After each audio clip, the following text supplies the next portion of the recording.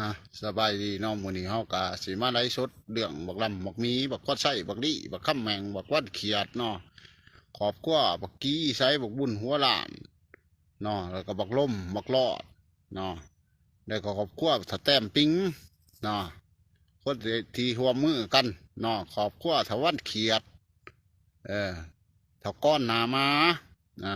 แล้วก็อีไม้รักสองในบ้านไม้ก็ในบ้านแก้วเนาะ มื้อนี้เป็นมื้อวันที่7เนาะปี2026เฮาได้ไลฟ์สดในวันที่6เนาะวันที่7เออเฮาได้ไลฟ์สดในเวลา9 โมงเช้าเนาะมื้อนี้เฮาก็สิมาแจ้งการให้ฟังอีกเทื่อนึงเนาะเพราะว่าเฮาได้สืบเรื่องราวมาตัวจริงแล้วในปากถ้ามีถ้ารำถ้าพอนไส้ถ้าดีถ้าค่ำแมงถ้าวัดเขียดถ้าล่มถ้ารอดเนาะถ้ากี้ใช้ถ้าแตบปิงถ้าก้อนหนามาเด็กอีไม้พวกที่ต้องเฮือน้ำเดียวกันเนาะเฮาเถียงกันไปเถียงกันมาเบิ้มือเบิ้ขึ้นแหละ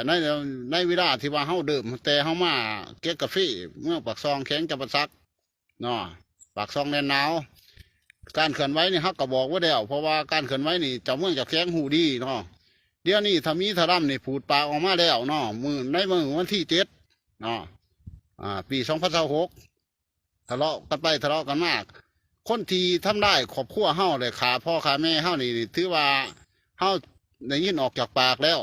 ถ้ามีถ้าร่ำเป็นคนเบ้าว่าเจ้าแข็งเอายาสั่งยาสั่งก็คืออีสั่งยาที่ว่าซักให้คนตายหนะเออยาซักให้คนตายกำหนดว่าจักวันนะให้ตายหนะเอาไปใส่อันนั้นนะเขามาเนาะเขามาให้ครอบครัวเฮากินเนาะมีครอบครัวเฮานี่ร่วมหายตายจากคนนึงก็คือพอเฮานี่แหละเนาะถ้ามีถ้ารำนี่บอกถ้าปีถ้ามีแล้วเฮาแจ้งการแล้วเนาะในเฟซได้เฮาก็ลง TikTok เฮาก็ลงแล้วเนาะใน YouTube เฮาก็มีแล้วเนาะเพราะว่าเฮาลงบอกแล้วมื้อนี้เฮาแจ้งการตืมอีกเนาะถ้ามีถ้ารำนี่เกตนาทำลายครอบครัวเฮาแล้วเนาะลมหายตายจากแต่คนนึง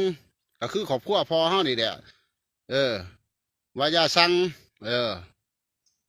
กินแต่ก็เมื่อยยังขนาดแบบเป็นซักยาตายแบบคนอยู่ในคุกขนาด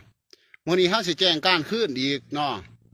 เพราะว่าเรื่องนี้มันบริจบบริสิ้นก็แล้วเพราะว่าเจ้าแข้งนี่เกตนา